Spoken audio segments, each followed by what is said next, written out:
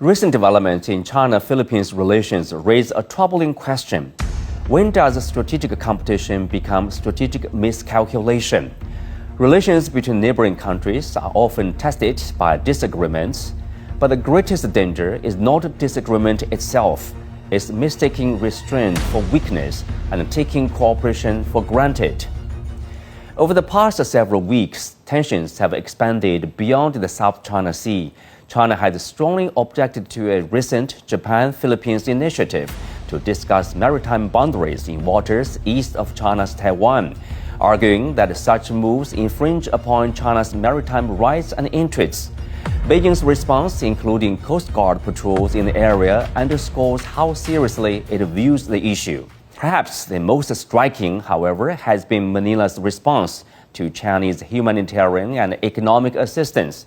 Following the impact of the U.S. war on Iran and in response to a request from Manila, China shipped 260,000 barrels of diesel to the Philippines and reassured the country that the fertilizer exports would not be restricted.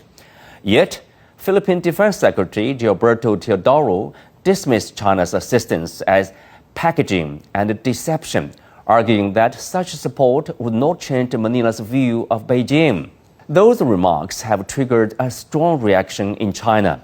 For many Chinese observers, the issue is no longer about the value of the fuel or fertilizer itself. It is about whether goodwill extended during difficult times is being acknowledged or simply brushed aside or even distorted for political reasons. Taken together, these developments suggest a relationship deteriorating at an alarming pace.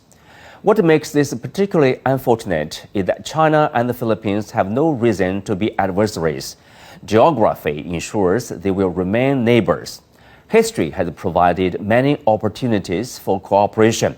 Economic ties continue to benefit both sides. But goodwill, once depleted, is difficult to restore.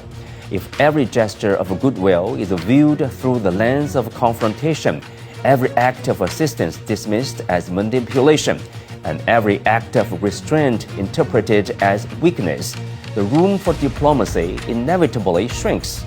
The challenge facing both Beijing and especially Manila is whether they can prevent short-term political calculations from undermining the long-term interests that they, as neighbors, ultimately share.